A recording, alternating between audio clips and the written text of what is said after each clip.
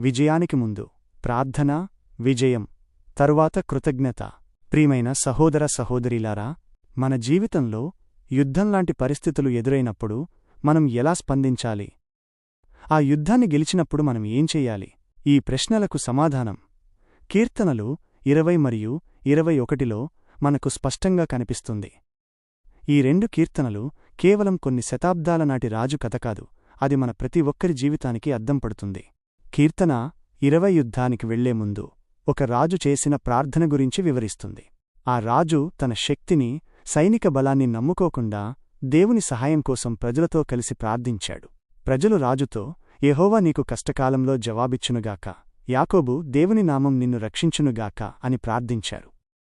ఇది కేవలం మాటలు కాదు, యాకోబు జీవితంలో మనం చూసినట్లే ఆయన దేవునిపై ఆధారపడి ఆశీర్వాదాలు పొందినట్లు మన రాజు కూడా దేవునిపై ఆధారపడాలని ప్రజలు కోరుకుంటున్నారు. ఇది మన జీవితాలకు వర్తిస్తుంది. మనం ఒక పరీక్ష ఎదుర్కొంటున్నప్పుడు, ఒక వ్యాధితో పోరాడుతున్నప్పుడు, ఒక ఆర్థిక సమస్యలో ఉన్నప్పుడు దేవుడు మనకు జవాబివ్వాలని ప్రార్థించాలి. మన బలాన్ని, మన తెలివిని, మన అనుభవాన్ని నమ్ముకోకుండా సర్వశక్తిమంతుడైన దేవుని సహాయం కోసం అర్థించాలి. రాజు తన ప్రజలకు ఇచ్చిన జవాబులో కొందరు రథములను బట్టియూ కొందరు గుట్రములను బట్టియూ అతిశయించుదురు, అయితే మనము మన దేవుడైన యెహోవా నామమును బట్టి అతిశయించుదము అని అన్నాడు.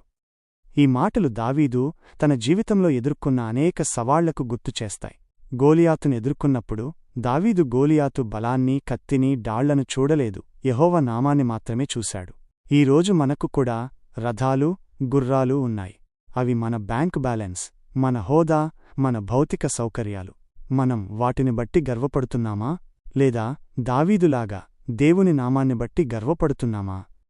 ఇది కేవలం ప్రార్థనతో ముగియలేదు. కీర్తన 21 ప్రార్థనకు దేవుడు జవాబిచ్చిన తర్వాత రాజు, ప్రజలు కలిసి కృతజ్ఞత తెలియజేస్తున్న దృశ్యాన్ని చూపిస్తుంది. రాజు విజయం సాధించాడు, ఆయన హృదయంలోని కోరిక నెరవేరింది. దేవుడు అతనికి ఆశీర్వాదాలిచ్చాడు, గౌరవమిచ్చాడు.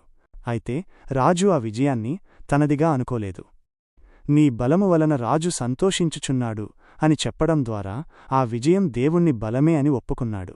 ఇది మనం జీవితంలో నేర్చుకోవాల్సిన గొప్ప పాఠం. మనం ఏదైనా సాధించినప్పుడు అది మన శ్రమ, మన ప్రతిభ అని అనుకోకుండా దేవుడు మనకు ఆ శక్తిని, అవకాశాన్ని ఇచ్చాడని గుర్తించాలి. ఈ 2 కీర్తనలు మన జీవితానికి ఒక స్పష్టమైన మార్గాన్ని చూపిస్తాయి. ఒక సమస్య ఎదురైనప్పుడు ప్రార్థనతో దేవుని దగ్గరకు వెళ్ళాలి. ఆ సమస్య పరిష్కారమైన తరువాత కృతజ్ఞతతో ఆయనను స్తుతించాలి. ఇది కేవలం వ్యక్తిగత జీవితానికే కాదు, సమాజానికి వర్తిస్తుంది. ఒక దేశం కష్టంలో ఉన్నప్పుడు ప్రజలంతా కలిసి దేవుని సహాయం కోసం ప్రార్థించాలి. ఆ తరువాత ఆ విజయాన్ని దేవునికి ఆపాదించాలి. కాబట్టి మన జీవితంలో యుద్ధంలాంటి పరిస్థితులు ఎదురైనప్పుడు మన రథాలను, గుర్రాలను కాదు, మన దేవుడైన యెహోవా నామాన్ని బట్టి అతిశయించుదాం. విజయం సాధించినప్పుడు దానిని మన ఘనతగా కాకుండా దేవుని మహిమగా భావించి ఆయనను స్తుతిద్దాం. అప్పుడు మన జీవితం దేవునితో కలిసి సాగే ఒక అందమైన ప్రయాణమవుతుంది.